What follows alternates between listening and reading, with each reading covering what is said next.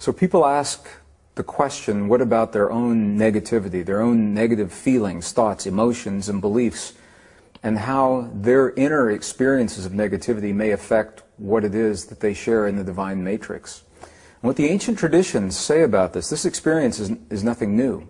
It's the same experience in humanness now that we had 2,500 years ago. And what the ancient traditions in the text say is that our experience is only an experience, not positive, not negative, until we judge our personal experience, until we give it an importance based on our perceptions and our beliefs. And until we do that, it is simply an experience. So the question is, why are we judging ourselves, and how do we judge ourselves? And the healing comes from allowing us to feel whatever it is that the world gives to us to feel, and to acknowledge that feeling and say, yes, this is a feeling.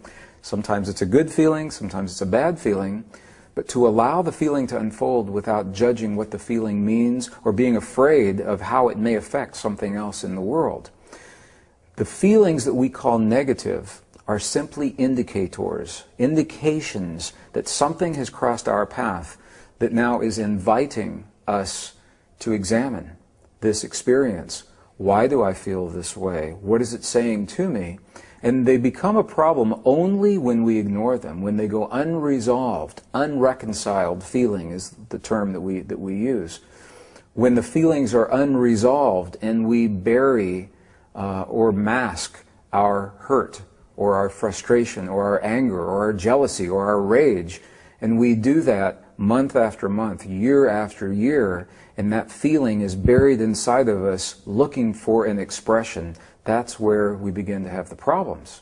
But the feeling itself, when we have a feeling, I have negative feelings, and I don't judge them. I say, I'm having a feeling about this person or about this situation. And then I have to check with myself and say, why am I having this feeling? What does it mean to me? What is it telling me about my personal beliefs and my personal experience? And in that way, the negative feelings become our best friends, because they actually serve us rather than hurt us, and it's all based in our beliefs and the judgment that we attach to that experience.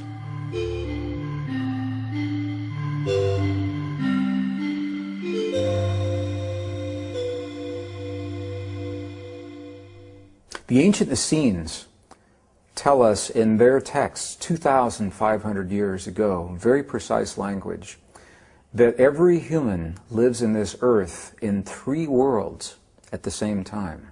We live in the world of thought, the world of feeling, and the world of emotion.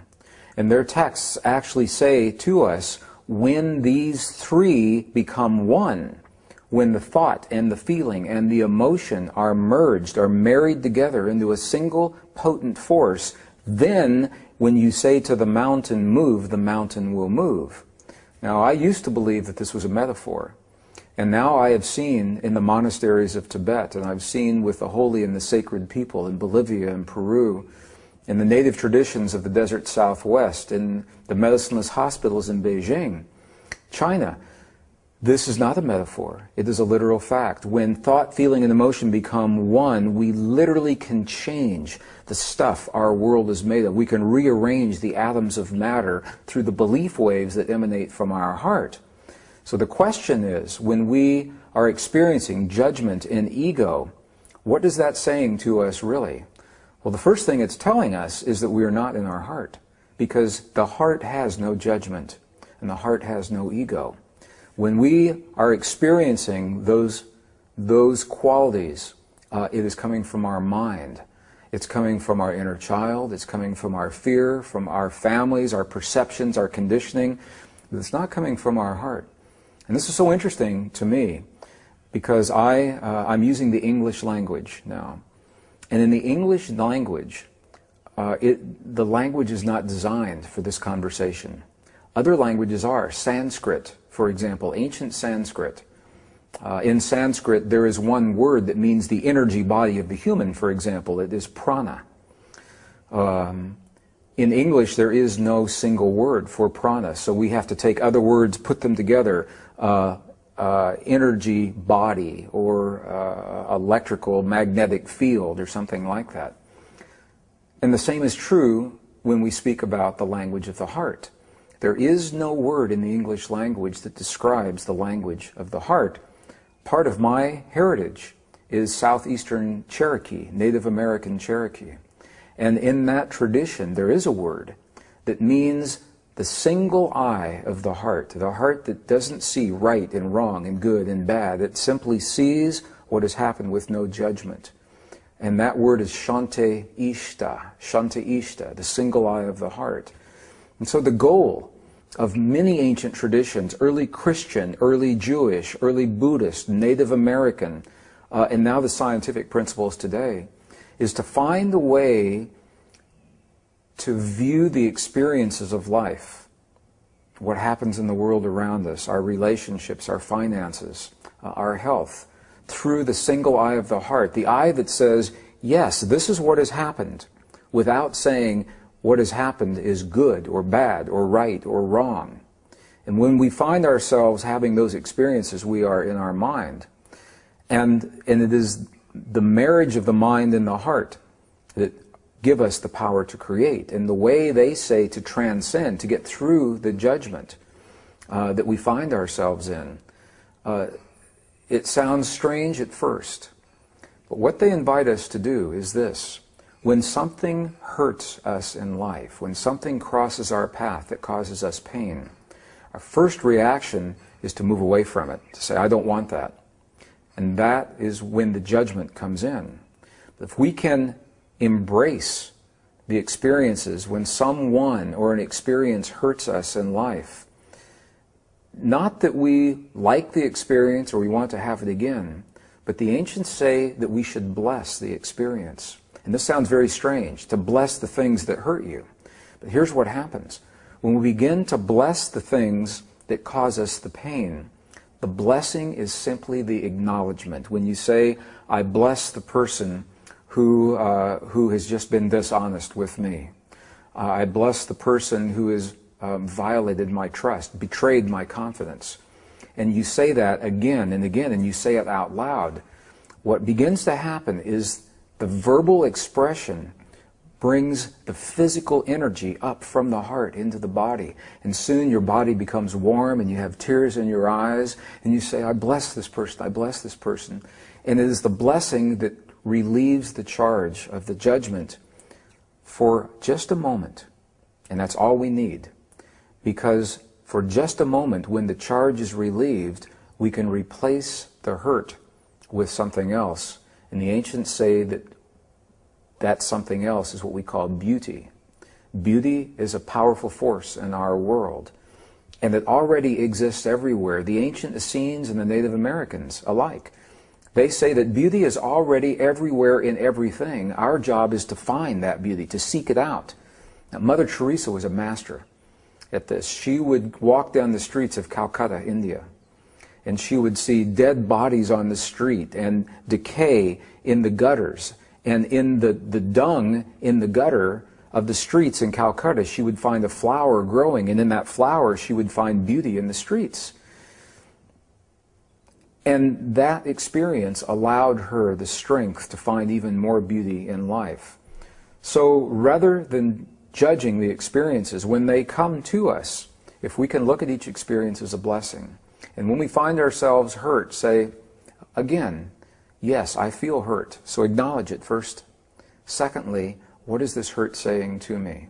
What voice am I hearing? What does it tell me about my life? And bless the hurt now that is giving us information about ourselves. And as we begin that experience, it is much easier then for our thoughts, feelings, and emotions to become one so that we can move that mountain when it comes across our paths.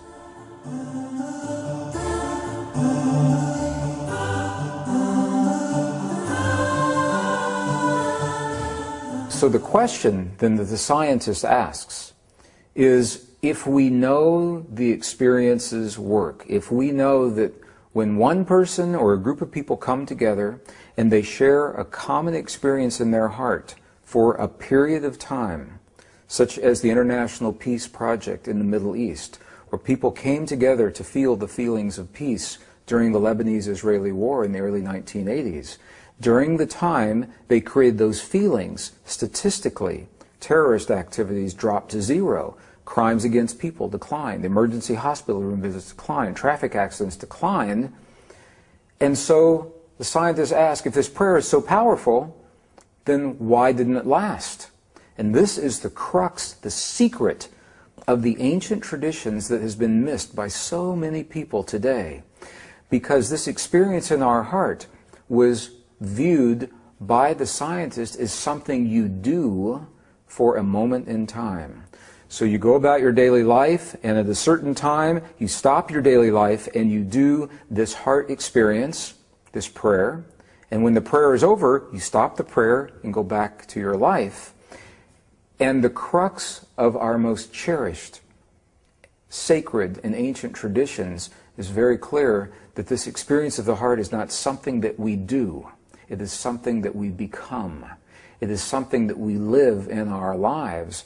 Life becomes the prayer. Every moment of every day is the prayer. And because this modality of prayer, it's called the lost mode of prayer, feeling-based prayer, because the prayer is based in a feeling, and we can have a feeling all the time. We can have a feeling in our cars, driving on the highway. We can have a feeling in the office, in the school, with our families, alone in the park. We can always have a feeling, and that means we can always be in prayer. But it's not something that we do in a moment. It's a way of living. It's a way of life. It's something that we become. And when we do that, the prayer never ends. And that is the secret to maintaining the powerful effects that are documented by science and that the ancient texts and the Essenes tell us are possible in our lives.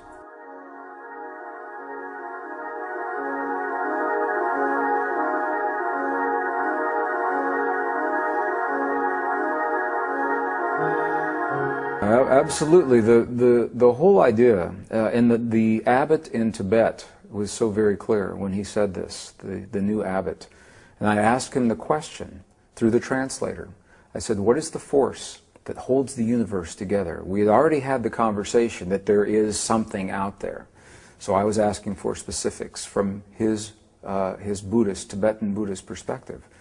I said, what is it that holds the universe together? What connects everything in the universe? And he had a conversation with the translator, and then he answered me with one word. He said, compassion. And I said, well, wait a minute. I thought that compassion is a feeling, an experience that we have in our bodies, in our hearts. I'm asking you, what is the force that holds everything together? And he answered me again. He said, compassion. And I said, well, is it an experience or is it a force? And he said, yes, it is both. And to me, that is so powerful because it reminds us that we are born into this world with a power in our hearts that we already have, that we don't have to learn. It's already there. And it's a power that aligns us with the framework, with the matrix of the universe itself, as Max Planck called this field of energy, the matrix, in 1944. He coined the term, the matrix, to describe this network of energy that holds particles of the universe together. And from the Buddhist perspective, the Tibetan Buddhist perspective, they recognize that the experience of compassion, it's not just feeling sorry for someone or saying, oh, poor person, you know, they're having a bad day. In Western traditions, sometimes people think of compassion as that way. And that may be a part of it. But from the Buddhist perspective, it's much deeper than that. It is living life awake and conscious and present in our hearts in the moment, knowing that we are part of all that is, and that what we do every moment of life is affecting not only us, it's affecting the other side of the universe, and consciously living our lives respecting and honoring that relationship. And it's such a beautiful way to live. Now that scientists have been able to show us through the imagery of the Chandra X-ray Space Observatory, the mission of this observatory was to detect invisible fields of energy in the universe. So while scientists have always suspected that up to 90% of the universe, they say, is empty, And this observatory now is showing us that in the space that we once believed was empty, it's not empty. There's a lot of energy in there, and it looks like a web or a net of energy. And it is the compassion in our hearts that creates the waves, the belief waves of electrical and magnetic energy that align us with this field.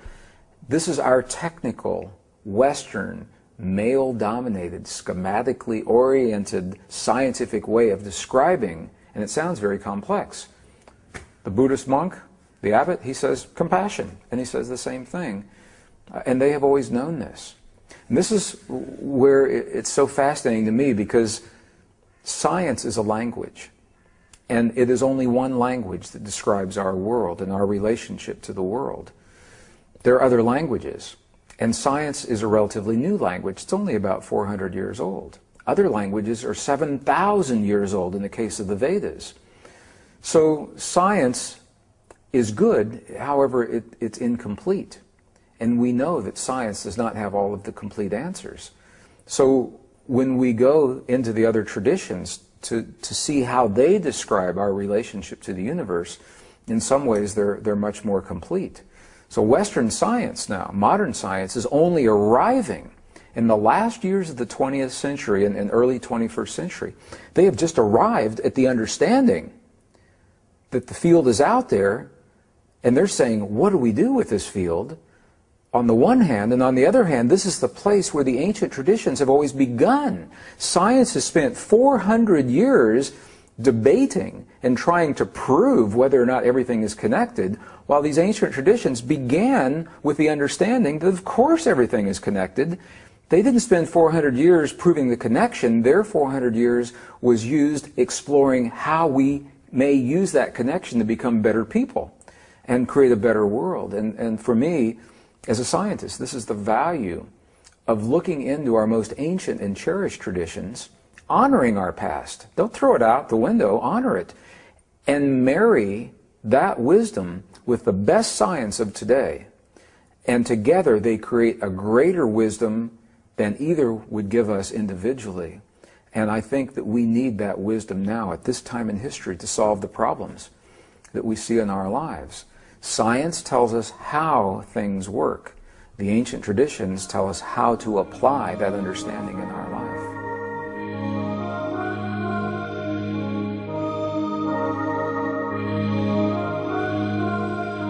Science told us that we must believe either one or the other, science or spirituality, but not both. Now, as a child, I always believed that science and spirituality are the same thing, and I thought everybody else believed the same thing. They just didn't talk about it. So I always believed that when we study science, we understand nature and how the world works. Ultimately, we're understanding God. But when I began working in the corporations, I found nothing could be further from the truth. They said, you either are a scientist or you're a spiritualist. You either use technology or you use religion. And it doesn't have to be that way. So I think our greatest power in this civilization, there is a new science and a new spirituality that's being born right now. And it's so new it doesn't even have a name. We don't know what we'll call it. And maybe it's better with no name, because if there's a name, then there's rules and somebody owns it. So right now it has no name. But it is a blending, a beautiful marriage of the technology and science that we have today with the understandings that have served us for over 5,000 years and got us to the point where we are today.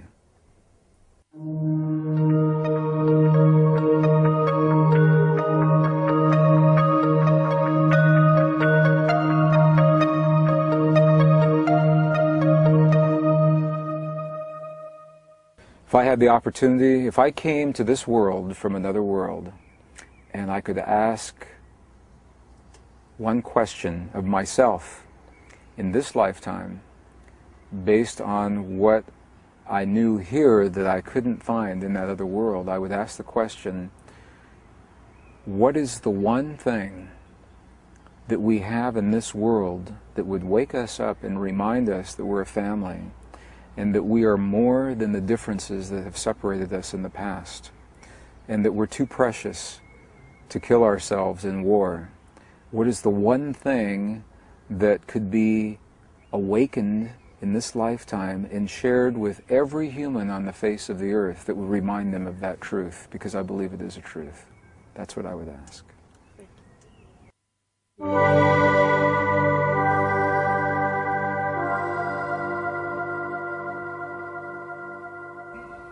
The word resonance it's a very powerful word in our language that simply means when two energies find a way to match one another.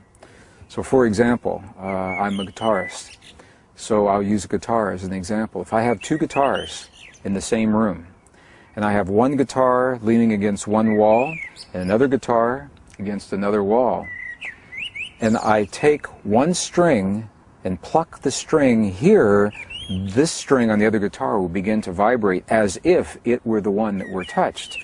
And the reason is because they are in resonance. They are tuned the same. The other strings will not vibrate because they're not tuned the same. This is a powerful principle because when we can find resonance in our heart, we tune our bodies the way we tune a musical instrument. And we do this with thought, feeling, emotion, and belief. We choose the quality of belief inside of our bodies that brings us into resonance with the truth and the beauty, or the anger and the hate of the world around us. And the beauty is that we get to choose where that resonance comes from.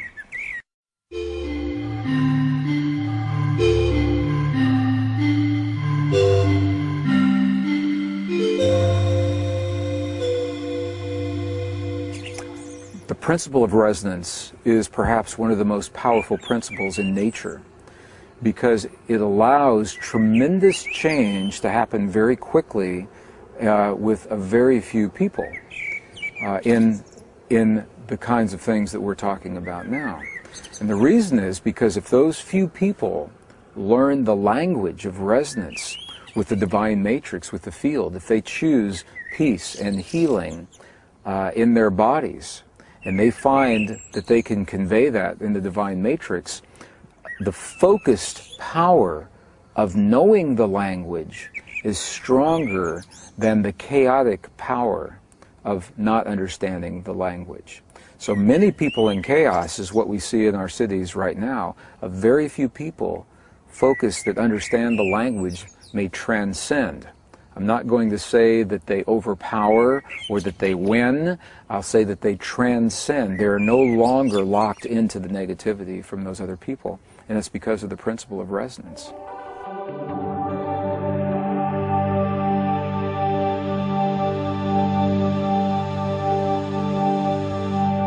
In our live programs, I often share a video, a very rare, beautiful, precious film that shows the healing of a woman from a cancerous tumor that is performed in the medicineless hospital in Beijing, China. And through the technology of sonogram, of ultrasound, we can see inside of her body, we can see a cancerous condition change in less than 3 minutes in the presence of 3 practitioners who understand the language of resonance that her body recognizes. So when they create the feelings within their hearts of her healing, her body mirrors that healing back to them. And I share this video for one reason and one reason alone. Because when we have the conversation in the workshop, it is academic, it's theory, it's nice to think about, and we hope it's true. When we see the image of the healing, it takes the whole conversation out of possibility and makes it very real in our lives. And we say that one of 2 things has just happened. Either we saw the video and it is a fake, because you can fake on a computer, or we saw the video and we have just seen something with our eyes that our heart wants to believe and that our mind needs to help us understand that miracles can work. So the reason I share the video is because it is quick, potent, powerful. The image, we'll think about that image for a long, long time to show people that it is real. However, they don't need to go to that precise hospital or any hospital to have that experience, because the whole idea of showing the video is to show that when we can feel these feelings in our bodies, we affect our own healing. And I'll tell you how I know this, because I've had the personal experience. In my life, I was diagnosed with a condition in the year 2000. And I went to a traditional doctor, and they did traditional techniques and said there's something there that shouldn't be there in your body. And I had to think about that. And I said, I travel the world and I show people this possibility from theory. And now I'm having an experience. What would this mean to me? And I realized it was an opportunity for me to practice and trust within myself what I'd been showing so many other people, so that from that moment forward, I could look at any human in the eye, and I could say to them, I know you have this power, and I can say this to you with confidence because I have healed myself doing exactly what I'm sharing with you right now. And that's what happened. I used the techniques that I learned in the monasteries in Tibet and I learned from the healers in China. However, I still went through the medical procedure because there's the part of the mind that questions. So I underwent the anesthetic, the doctors began to explore, and I woke up in the recovery room and the doctor said, "What are you doing here? There's nothing there.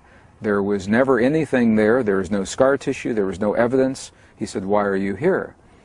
And I began in my waking up state to tell him about the power of human emotion to heal our bodies. And that's something that doctors don't like to hear. However, I have shown this video not only to public groups, such as the ones in Milan and in Germany and France and England. I've shown them to private organizations, the United States Air Force medical facilities. I've shown them to medical conventions and medical doctors. And they will look at this as a isolated miracle. They say, yes, this has probably happened. It's a miracle. We'll come back and explore it later, but first we're going to find the cure for cancer. Because in their mind, there's a disconnect. In the mind of a modern medical practitioner, there is no relationship between heart waves, belief waves, electromagnetic fields in the heart and the healing of the body. In their mind, there is the model that you must either use chemicals or drugs or physically remove or alter the body in some way to affect the healing. And I think this is changing. It's changing now. But whether it changes in the world or not, what I know is that I can go into any audience with any person on the face of this earth, and I can look them right into the eye, and I can tell them, I know this is true, and I know it because of my personal experience.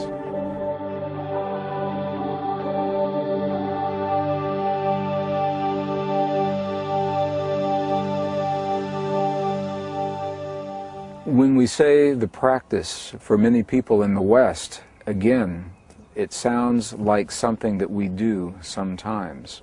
And the key to all of the traditions is that it becomes a way of life rather than something that we do sometimes.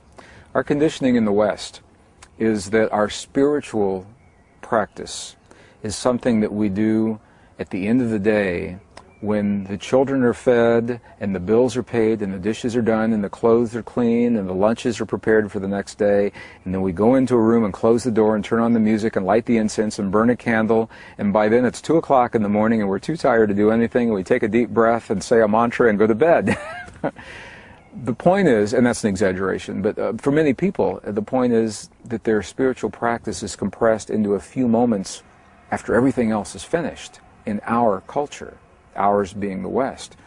However, you go into the Native American cultures in North America, South America, again into the monasteries in Egypt and Tibet, their entire lives are the spiritual practice. And then every once in a while, they will stop that spiritual practice for a moment to make change for 20 euros. It's just the opposite of the way we think about life.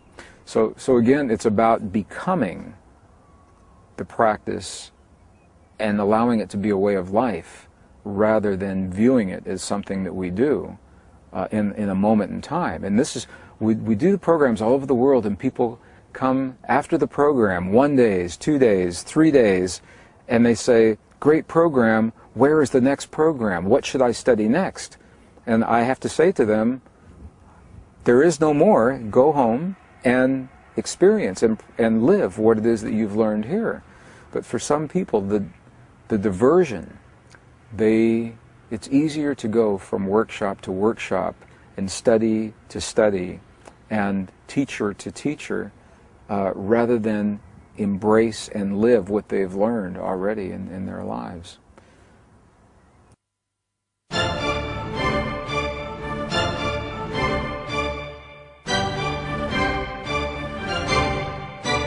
Everyone learns differently, and some people need the support and the structure of a group or a teacher to mentor them through, and other people need only a little push and a reminder of how it works, and they have the discipline to live this on their own, and that's what makes us unique. We're all different. We all learn differently. We all learn from different language, and that's why there's so many teachers that often teach the same thing. And people come up to me all the time and say, this sounds very similar to what my Buddhist teacher said, or what A Course in Miracles says, or what someone else has said. And I say, well, yes, that's good, because I expect if something is true, you will hear it many different times in many different ways. However, while my language may work for some people, other people, they may learn better from another language. And I've learned, we do workshops for children in second grade, so they're 8 and 9 years old. And we go into the school, and the school invites us. And when we do that, I use very different language. Very visual programs, no technical words, a lot of direct experience, and we pose it all as a mystery that has not yet been solved. And these young people love to know that there's something left that they can still solve. I speak to high school seniors. We use a different language, very different language. We've gone into nursing homes where people have a very short attention span, and the technical words will not work. So we find another language.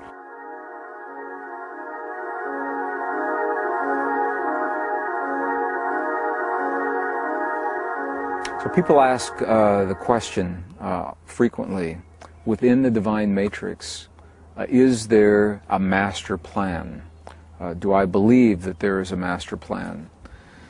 And there are a number of different ways of looking at this. From the perspective of the ancient texts, we are approaching a time in history, a convergence time in history, when our world and our bodies are about to change.